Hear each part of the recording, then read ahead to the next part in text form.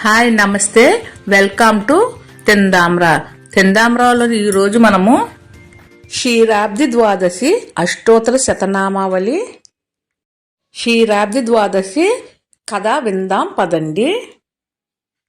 మా video like చేయడం మటుకి మర్చిపోకండి. క్షీరాబ్ది ద్వాదశి అష్టోత్తర శతనామావళి.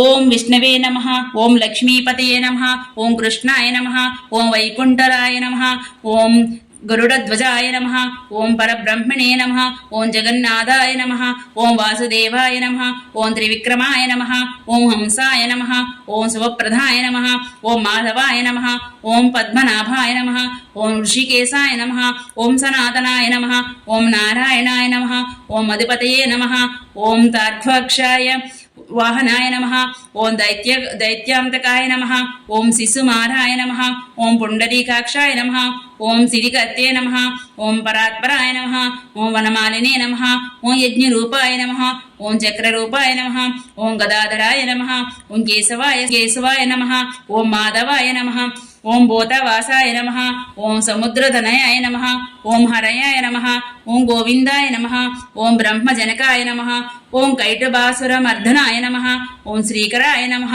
ఓం కామజనకాయ నమః, ఓం శేషసాయనే నమః, ఓం చతుర్భుజాయ నమః, ఓం పాంచజన్యధరాయ నమః, ఓం శ్రీమతే నమః, ఓం సార్ఘణపాణియే నమః, ఓం జనార్దనాయ నమః, ఓం పీతాంబరాయ నమః, ఓం దేవాయ నమః, ఓం సూర్యచంద్రలోచనాయ నమః, ఓం లోచనాయ నమః, ఓం అత్యరూపాయ నమః, ఓం కూర్మతనవే నమః, ఓం క్రోడరూపాయ నమః, ఓం ఋషికేశాయ నమః, ఓం వామనాయ నమః, ఓం భార్గవాయ నమః, ఓం రామాయ నమః, ఓం హరినే నమః, ఓం కాళికినే నమః, ఓం హయవనవాయ నమః, ఓం విశంబరాయ నమః, ఓం ఆదిదేవాయ నమః, ఓం దేవాదిదేవాయ నమః, ఓం శ్రీధరాయ నమః, ఓం కపిలాయ నమః, ఓం ధ్రువాయ నమః, ఓం దత్తాత్రేయాయ నమః, ఓం అమృతాయ నమః, ఓం అనంతాయ నమః, ఓం ముకుందాయ నమః, ఓం రథవాహనాయ నమః, ఓం ధన్వంతరియ నమః, ఓం శ్రీనివాసాయ నమః, ఓం ప్రద్యుమ్నాయ నమః, ఓం పురుషోత్తమాయ నమః, ఓం శ్రీవత్స కౌస్తుభధరాయ నమః,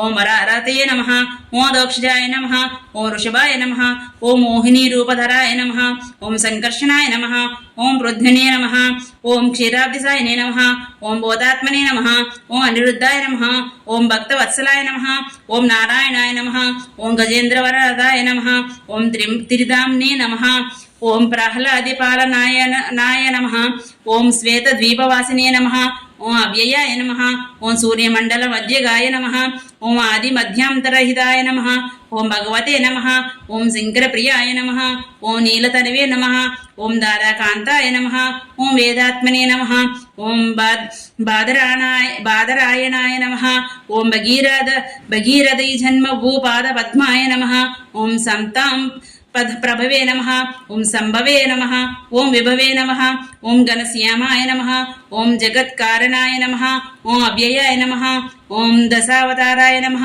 ఓం శాంతాత్మనే నమః, ఓం లీలావనుష విగ్రహాయ నమః, ఓం దామోదరాయ నమః, ఓం విరాట్ రూపాయ నమః, ఓం భవ్య భవిత్ప్రభవే నమః.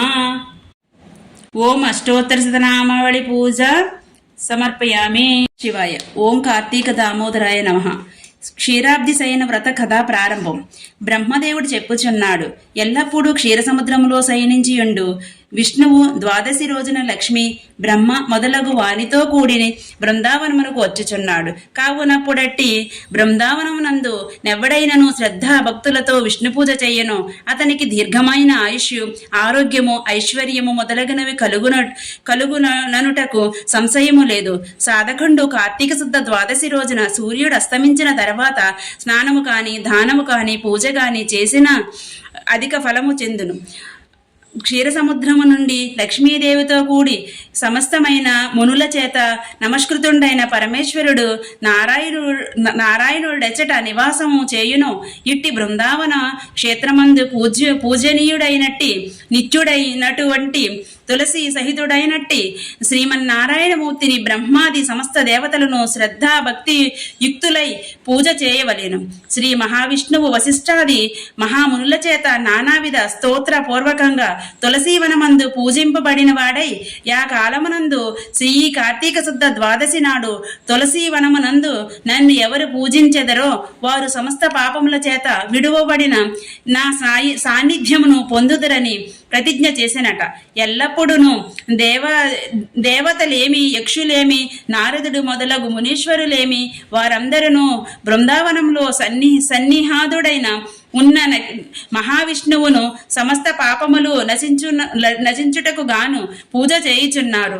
పతితుడు గాను శూద్రుడైన వాడు గాని మహాపాతకము చేసిన వాడు గాని ద్వాదశి రోజున విష్ణువును పూజించిన అటులైన వాని పాపములు అగ్నిహోత్రములో పడిన ప్రతి పోగు వలె నశించిపోవును. తులసీ సహితుడైన శ్రీ మహావిష్ణువును ఏ పురుషుడు పూజ చేయకుండునో అట్టి పురుషుడు పూర్వ పుణ్యముల చేతను విడువబడినటువంటి వాడై రౌరవంబును నరకంబును పొందును.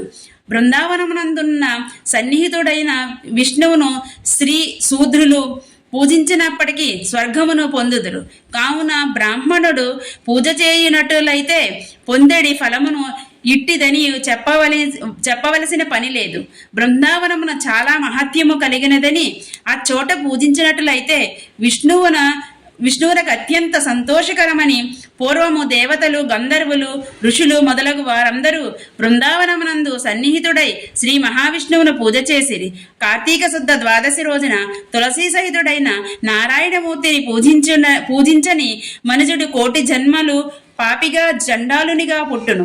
ఆ కార్తీక శుద్ధ ద్వాదశి రోజునే బృందావనమునందు శ్రీ మహావిష్ణువును అనన్య శరణుడైన శ్రద్ధాభక్తులతో పూజ చేసినట్లయితే బ్రహ్మహత్య, సూరపానములను, సువర్ణ స్థేయము మొదలగు మహాపాతకములు కాని ఉపపాతిక కోటిలైనా కాని అవన్నీ తక్షణం అగ్నిహోత్రమునందు పడిన తోలము వలె దగ్ధమగును. పుణ్యకరంబునట్టిది గాన తులసి బృందావనం నందు శ్రీ మహావిష్ణువును పూజించుట ప్రశస్తమనుట. సాధకుడు పురుషుడు స్నాన సంధ్యావందనాది నిత్య కర్మానుష్ఠానం సలిపి కల్పోక్త ప్రకారంగా నానావిధ వేద మంత్రముల చేత కాని పురుష సూక్తము చేత కాని శ్రద్ధాభక్తియుక్తుండై పూజ చేయవలెను.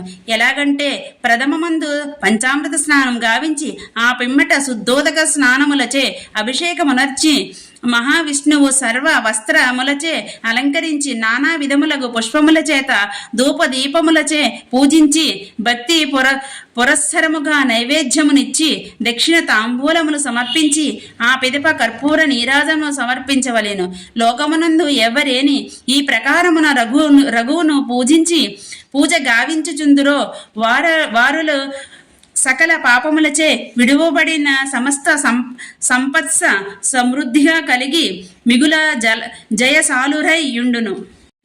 గోమయము చేత నలికి పంచవన్య ముగ్గులతో నలంకరించి పద్మమును, శంఖమును, సాగ్ధమును, చక్రమును, కౌమోదకిని, గోపాదములను, వత్సపాదమును ఆ తిన్నె మీద అలంకరించి పూజించి ఆ వెనుక గీత వాయిద్యములతోనున్న వేదఘోషములతోనున్న తులసీ కథను వినవలెను. పూజ చేసిన తరువాత సంతుష్టుడుగాను స్వచ్ఛమైన మనసు కలవాడును కాగలడు.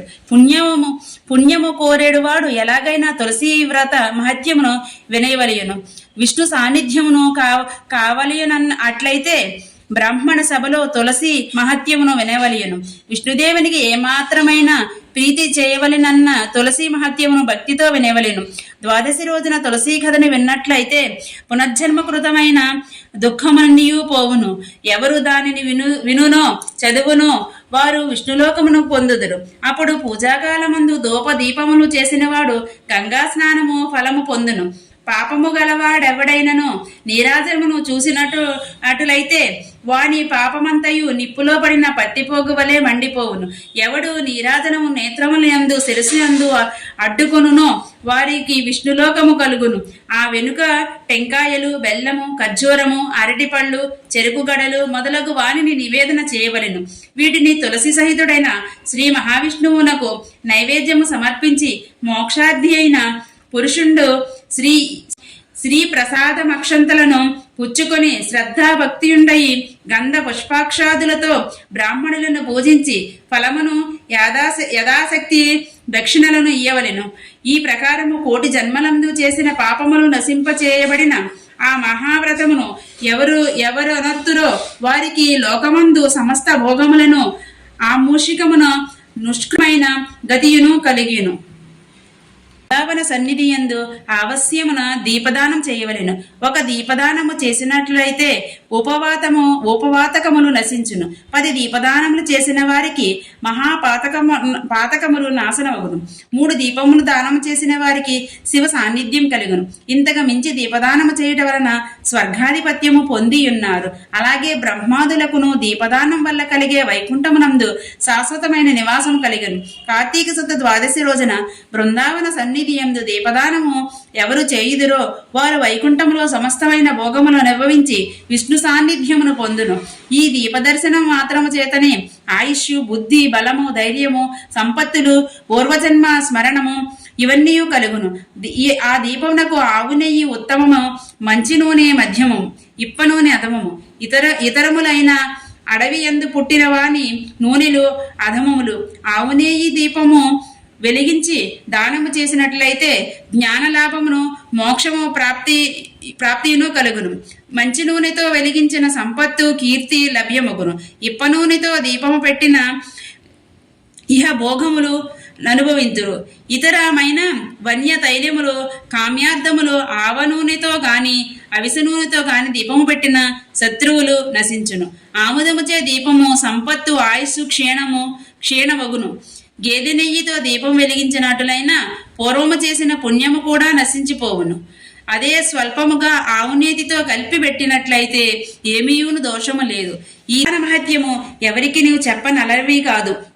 ఒక వత్తితో దీపము పెట్టి దానము చేసి సమస్త పాపముల చేత విడువబడిన వాడై తేజస్విగాను బుద్ధిమంతుడుగాను అగును. 4 వత్తులతో దీపము పెట్టిన రాజగును. 10 వత్తులతో దీపదానము చేసిన చక్రవర్తి అగును. ఏ 10 వత్తులతో దీపదానము చేసిన విష్ణు సాన్నిధ్యము లభించును. 1000 వత్తులతో దీపము పెట్టిన సాక్షాత్ విష్ణు స్వరూపుడగును. ఈ ఫలము విష్ణుక్షేత్రమునందు తులసి సన్నిధి యందు చేసినట్లయిన ద్విగుణము, గంగా తీరమునందు చేసిన 3 కార్తీక ద్వాదశి ఎందైన చతుర్గుణముగాను నగును.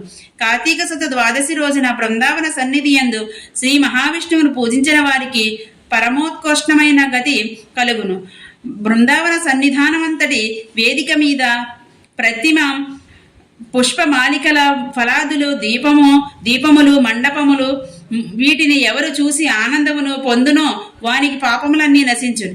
ఈ ప్రకారమున శాంతముగా శ్రద్ధా భక్తులతో ఎవరు ఆరాధింతురో వారు విష్ణు సాన్నిధ్యమును పొందుదురు. పరిశుద్ధమైనటువంటి దీని సమస్త పాపహరమైనటువంటి అయిన ఈ మహత్యమును కార్తీక శుద్ధ ద్వాదశి రోజున బృందావన సమీపములో శ్రద్ధతో వినివారు ఆరోగ్యమును, ఐశ్వర్యమును పొంది అనంతమునందు పరమ పదమును పొందుదురు. ఓం నమః శివాయ. కార్తీక దామోదరాయ నమః. క్షీరాబ్ది ద్వాదశి కథ సమాప్తం.